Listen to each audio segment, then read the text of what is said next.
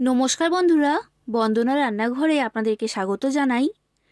আজ আমি আপনাদের সাথে একদম রেস্টুরেন্টের মতো মশলা পাস্তা বাড়িতে কিভাবে তৈরি করবেন সেই রেসিপিটাই শেয়ার করছি। একদমই সহজ পদ্ধতিতে ঘরে থাকা উপকরণ দিয়ে রেস্টুরেন্টের মতো মশলা পাস্তা আমি আপনাদেরকে তৈরি করে দেখাবো। আর এই পাস্তাটা যাকেই বানিয়ে খাওয়াবেন, এটা খেয়ে কিন্তু কেউ বুঝতেই পারবে না যে বাড়িতে এই পাস্তাটা তৈরি করা হয়েছে। সকলেই ভাববে কিন্তু রেস্টুরেন্ট থেকেই কিনে এনে তাকে খাওয়ানো হচ্ছে। তাই বন্ধুরা, আপনারা পুরো ভিডিওটা দেখতে থাকুন। আশা করছি আপনাদের সকলের রেসিপিটা খুবই ভালো লাগবে। আর আপনারা যদি আমার চ্যানেলে নতুন এসে থাকেন, তাহলে আমার চ্যানেলটা সাবস্ক্রাইব করার জন্য অনুরোধ রইল। এই রেসিপিটা তৈরি করার জন্য আমি পাস্তাটাকে প্রথমে সেদ্ধ করে নেব। তার জন্য গ্যাসের মধ্যে একটা কড়া বসিয়ে দিয়েছি। এবার কড়ার মধ্যে দিয়ে দিচ্ছি পরিমাণ মতো জল। জলটা এখানে একটু বেশি করেই দিতে হবে। এবার এই জলটা ফুটে ওঠা পর্যন্ত আমি অপেক্ষা করব। জলটা এখন ফুটে উঠতে শুরু করে দিয়েছে। এবার এর মধ্যে দিয়ে দিচ্ছি হাফ চামচের মতো লবণ আর 1 চামচ সাদা তেল বা রিফাইন্ড অয়েল। তেল দেওয়ার কারণে পাস্তাটা সেদ্ধ হওয়ার পর একটার সাথে একটা গায়ে লেগে যাবে না, একদমই ঝরঝরে তৈরি হবে। এবার এই ফুটন্ত গরম জলের মধ্যে আমি দিয়ে দিচ্ছি 2 কাপ পাস্তা। আপনারা এখানে যে কোনো শেপের পাস্তা ব্যবহার করতে পারবেন। এবার পাস্তাটাকে জলের সাথে ভালো করে মিশিয়ে নিলাম। এবার গ্যাসের ফ্লেমটা হাই ফ্লেমে রেখে পাস্তাটাকে সেদ্ধ করে নেব। আর মাঝে মাঝে একবার করে চেক করে নিতে হবে যে পাস্তাটা ঠিকমতো সেদ্ধ হয়েছে কি না। পাস্তাটাকে খুব বেশি সেদ্ধ করে একদমই গলিয়ে ফেলে কিন্তু হবে না, এটা আপনারা খেয়াল রাখবেন। দেখুন বন্ধুরা, 8 মিনিটের মতো সময় লেগেছে পাস্তাটা সেদ্ধ হতে। এবার পাস্তাটা কেমন সেদ্ধ হয়েছে সেটাও আমি আপনাদেরকে দেখিয়ে দিচ্ছি। এইভাবে ছুরি দিয়ে কাটলে পাস্তাটা খুব সহজেই কিন্তু কাটা যাচ্ছে। আর পাস্তাটা কিন্তু খুব বেশি গলে গিয়ে একদমই নরম হয়ে যায়নি। এইভাবেই পাস্তাটাকে সেদ্ধ করতে হবে। এবার এই জলের মধ্যে থেকে পাস্তাটাকে ছেঁকে আমি একটা পাত্রে তুলে নিচ্ছি। আর এই রকম ছিদ্রযুক্ত পাত্রের মধ্যে পাস্তাটা রাখার ফলে পাস্তার মধ্যে যে জলটা রয়েছে সেটা ভালোভাবে ঝরে যাবে। দেখে বুঝতেই পারছেন পাস্তাটা কিন্তু একদমই ঝরঝরে তৈরি হয়েছে, একটার সাথে একটা গায়ে লেগে যায়নি। এখন পাস্তাটাকে আমি এইভাবেই রেখে দেব যাতে এর মধ্যে থেকে জলটা ভালোভাবে ঝরে যায়, সেই জন্য। আর এই যে পাস্তা সেদ্ধ করার জলটা রয়েছে, এটা আমি ফেলে দেব না, এটা পরে কাজে লাগবে। এবার গ্যাসের মধ্যে আবার আমি কড়া গরম হতে বসিয়ে দিয়েছি। কড়াটাকে ভালো করে গরম করে নিয়েছি। এবার কড়ার মধ্যে আমি দিয়ে দিচ্ছি 2 চামচ সাদা তেল আর 1 চামচ বাটার। বাটার দেওয়াটা সম্পূর্ণ অপশনাল।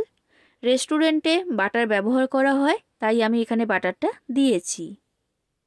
এবার দিয়ে দিচ্ছি রসুন কুচি। আমি এইখানে 8 কোয়া রসুনকে একদমই ছোট ছোট টুকরো করে কেটে দিয়েছি। আর এরপর দিয়ে দিচ্ছি 4টে কাঁচা লঙ্কা কুচি।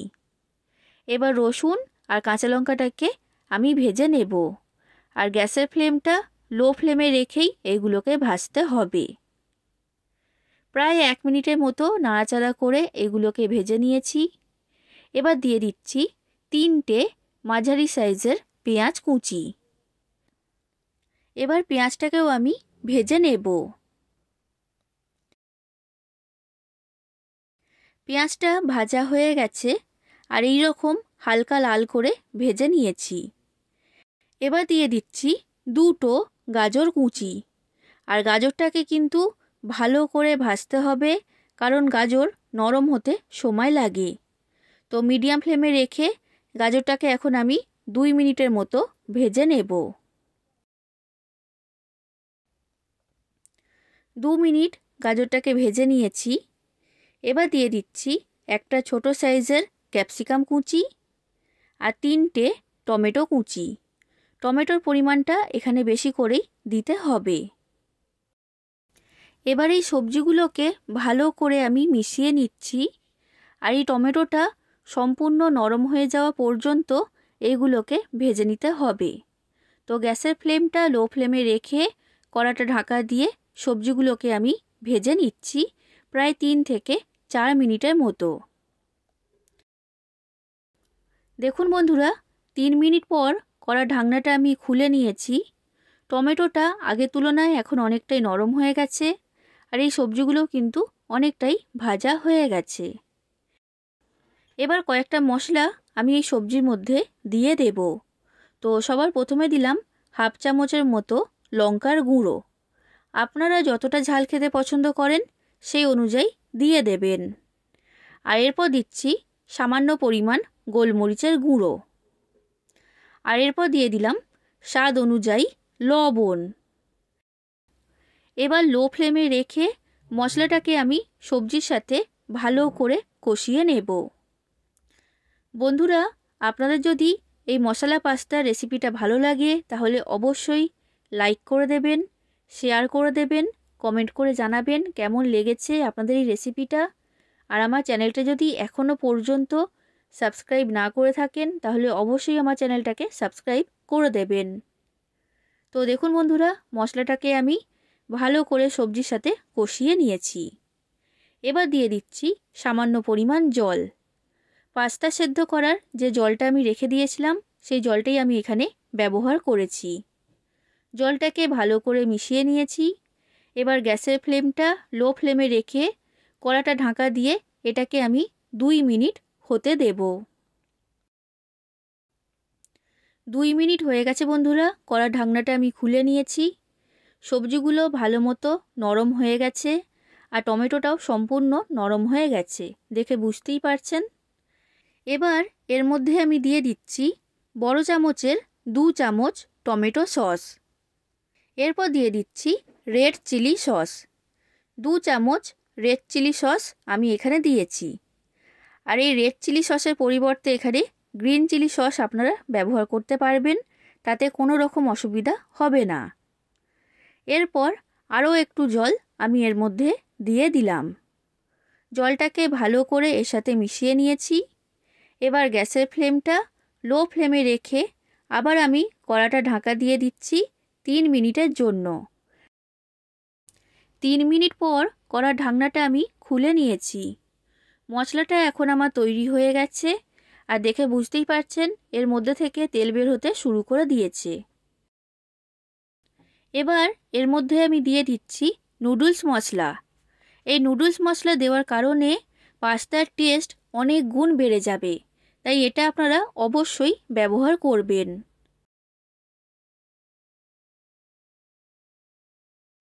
তো নুডলস মশলাটাকে আমি ভালো করে এর সাথে মিশিয়ে নিলাম। এবার সেদ্ধ করে রাখা পাস্তাটা এই মশলার মধ্যে আমি দিয়ে দিচ্ছি। আর দেখতেই পাচ্ছেন পাস্তাটা কিন্তু একদমই ঝরঝরে তৈরি হয়েছে। এবার গ্যাসের ফ্লেমটা লো থেকে মিডিয়াম ফ্লেমে রেখে পাস্তাটাকে আমি মশলার সাথে ভালো করে মিশিয়ে নেব। এটা মেশানো হয়ে গেছে। এবার দিয়ে দিচ্ছি ধনেপাতা কুচি। এবার ধনেপাতাটাকেও আমি ভালো করে এর সাথে মিশিয়ে নিচ্ছি। আর গ্যাসের ফ্লেমটা কিন্তু লো থেকে মিডিয়াম ফ্লেমে রেখেই এটাকে মেশাতে হবে, আপনারা এটা খেয়াল রাখবেন। প্রায় 4 থেকে 5 মিনিট পাস্তাটাকে আমি মশলার সাথে ভালো করে মিশিয়ে নিয়েছি। তৈরি হয়ে গেল একদম রেস্টুরেন্টের মতো মশলা পাস্তা। এটা এখন পরিবেশন করার জন্য সম্পূর্ণ তৈরি। তাহলে বন্ধুরা, দেখে নিলেন তো একদমই সহজ পদ্ধতিতে ঘরে থাকা মশলা দিয়ে রেস্টুরেন্টের মতো মশলা পাস্তা বাড়িতে কিভাবে তৈরি করবেন। এইভাবে বানাবেন আর কেমন লেগেছে সেটা আমাকে কমেন্ট করে জানাবেন। আশা করছি আপনাদের সকলের রেসিপিটা খুবই ভালো লেগেছে। আজ আসি বন্ধুরা, আবার দেখা হবে অন্য কোনো দিন অন্য কোনো রেসিপির সাথে। ধন্যবাদ।